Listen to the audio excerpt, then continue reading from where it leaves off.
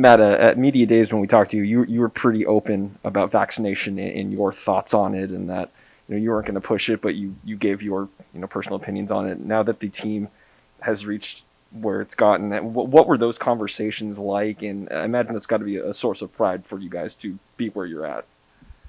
I mean, it wasn't. I mean, COVID is a very serious thing, and I mean, internally we weren't really worried.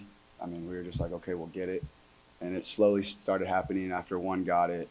He's like, all right, I guess I'll do it, and then it was kind of a thing like that. So it wasn't really a tough thing to do, I'd say. Excuse me. It was tough at first, but once one started doing it, and then the next guy, and then the ball just started rolling.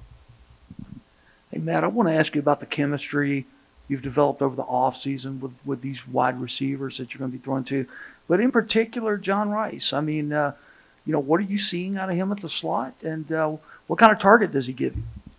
Well, I mean, like I've said before, he's still a quarterback mentally.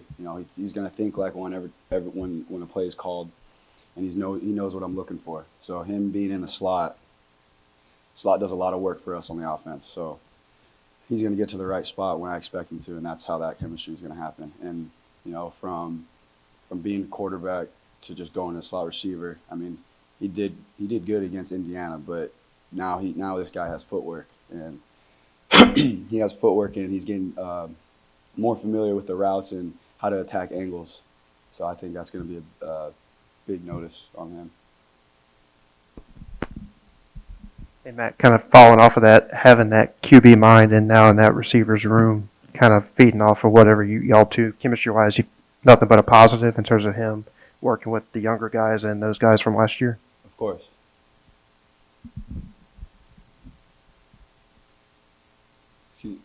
Was that?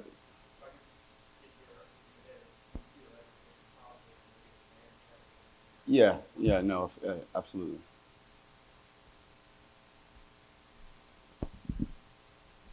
What's the chemistry been like with Amana so far, and what have you seen for him kind of taking over at center for you? Nano's been a great get for us because now we have a center who actually plays center. Ben can go back to what he was playing. Caleb can go back to what he was playing, and they just feel more comfortable there. So I mean, playing more comfortable, it's only a positive.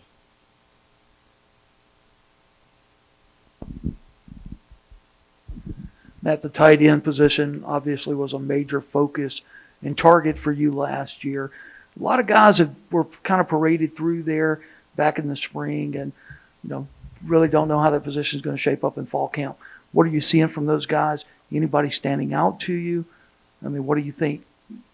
Not only the tight end position, we got a lot of work to do all around. So, it's not so much focus on the tight end. It's just, when guys are in there, they know what to do and they can execute. So that's all that matters.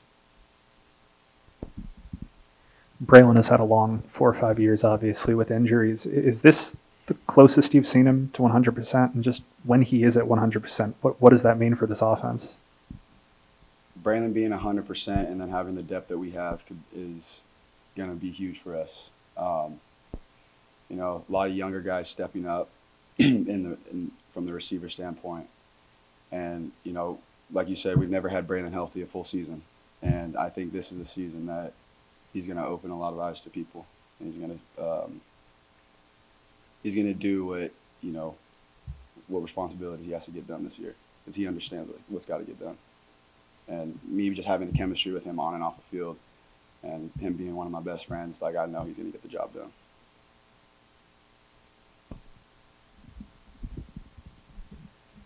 I think last time we saw you at media days, you hadn't had your NIL deals worked out, but you were very adamant that it had to be the right situation for you. Obviously, a couple of things have come your way. I'm curious what kind of went into those decisions. Just not trying to rush anything. I'm not too worried about a money standpoint. If this didn't go through, I would have been okay. A lot of guys on the team would have been in the same position. I guess that's why this locker room's not so focused on, trying to get everything they can. And I think that's a big deal because, that shows that our team doesn't have a lot of ego. There's a lot of selfless kids in that locker room. So you know, that's just a good thing to have. Matt, obviously you spent time with the Manning family this summer, which isn't necessarily new, but can you talk about your relationship with them and what you've picked up from them? You know, I answered this question at me today. It's just one thing from Peyton, just the advice he gave us when we had the one-on-one. Well, not the one-on-ones. It was just we just had them in the room when we were just talking football. You know, don't do things until you get it right, because like, don't do things until you get it right. Do it until you can't get it wrong. And you know, I'm gonna be honest. Before, like when I'd be training, I would stop it when I did it right finally. You know, and now it's like, okay, I got to do it right 4 times before I stop, 5 times before I stop, so I can get comfortable. And that's just a habit that I changed in mine. I want to ask you a defensive question. You see that defense, the Ole Miss defense, more than anybody else in terms of the talent that's on that side of the ball. What is your opinion on the strides and improvement that the defense has made? You know, I'm really proud of them. They've had you know, it's hard not to pay attention to what people are saying, because, you know, we all go through it in that locker room. And, you know, them especially, you know, they feel the disrespect, and, you know, it is what it is. You are what you put on film. You can't deny anything. And seeing the strides that they took from this winter to now, you know, they're a totally different team, or a totally different defense. They're more aggressive, and, you know, they got good leaders on that side of the ball that are going to get the job done.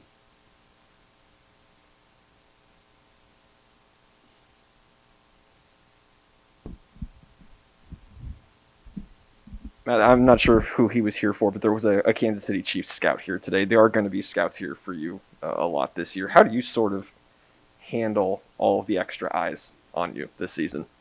I mean, just keep the main thing. Just go out there, have fun, and execute. No, nothing's changed from a football standpoint. It's the same exact thing. Just more people are watching.